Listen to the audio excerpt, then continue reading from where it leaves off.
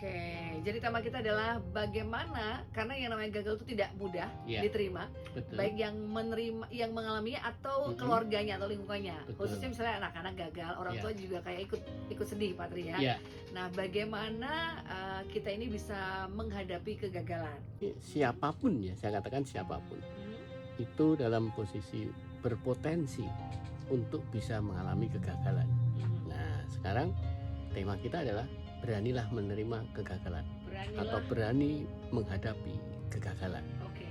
Karena ketidakberanian menghadapi kegagalan yang akan terjadi, maka itu tidak akan mampu menjadi orang yang sukses, siapapun itu. Ya, kata kuncinya di situ. Oke.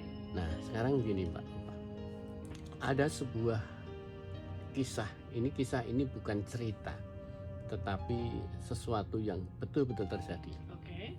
Ceritanya adalah anak kecil yang membawa botol susu. Ukuran botol susunya lebih besar dari tubuhnya. Oke. Dan membawanya akhirnya tumpah. Tumpah berarti susu itu ada di lantai berjajaran. Iya. Ya kan? Posisinya bagaimana? Ketika terjadi seperti itu, kalau Mbak Ulfa punya anak kecil seperti itu, kira-kira reaksinya apa yang terjadi? Bisa juga kaget. Satu, pasti kaget. Yang kedua, bisa jadi marah Ya. karena lantainya kotor. Ya. Ya, yang berikutnya bisa juga marah dengan posisi anak ini yang telah menumpahkan itu. Oke.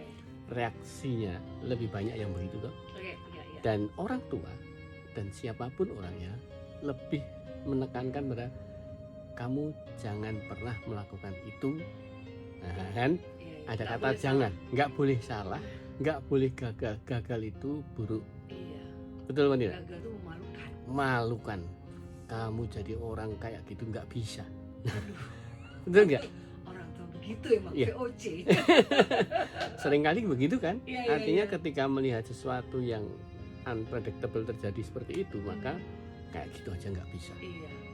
Nggak hati-hati. Serba apapun mungkin labeling yang nggak buruk, bagus lah ya. yang buruk. Iya, iya. Nah, ini kemudian ibu yang melihat anaknya tumpah botol susunya tadi karena besar. Apa reaksi yang dia lakukan? Maka dia kemudian lihat, wow, luar biasa, ini tidak pernah terjadi di lantai basah seperti ini. Apa yang terjadi anak ini? Kemudian dikatakan oleh si ibunya tadi, ini karena peristiwa basahnya lantai ini, kan ini suatu bencana nih.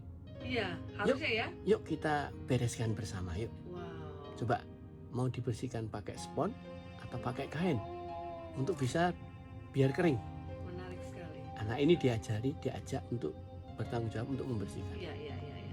Nah, setelah itu kemudian bukannya dia melarang bawa botol susu yang seperti itu, tapi dia mengatakan pada anaknya begini, Mbak Ulfa. Nah, nanti bawa botol lagi, tak kasih tahu caranya. Biar nggak jatuh, Tumpah, iya. nggak tumpah.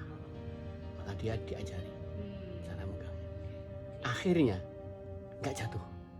Artinya anak ini terjadi ada tumbuh dewasa, dan itulah seorang anak kecil ini tidak lain adalah peraih Nobel di tahun 1908, yaitu namanya Paul Ehrlich.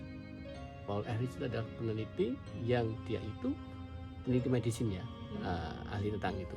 Posisinya dia menceritakan kisahnya ini yang akhirnya menumbuhkan pada dirinya bahwa kegagalan itu bukan sesuatu yang memalukan, bukan sesuatu akhir dari sebuah perjuangan, bukan sesuatu yang nilainya buruk di hadapan kita. Jadi yang dia sampaikan di dalam sebuah peristiwa itu, pengalaman dia yang dia ceritakan itu, bahwa ketika saya memperoleh peristiwa semacam ini, yang dia katakan saya dapat ilmu tentang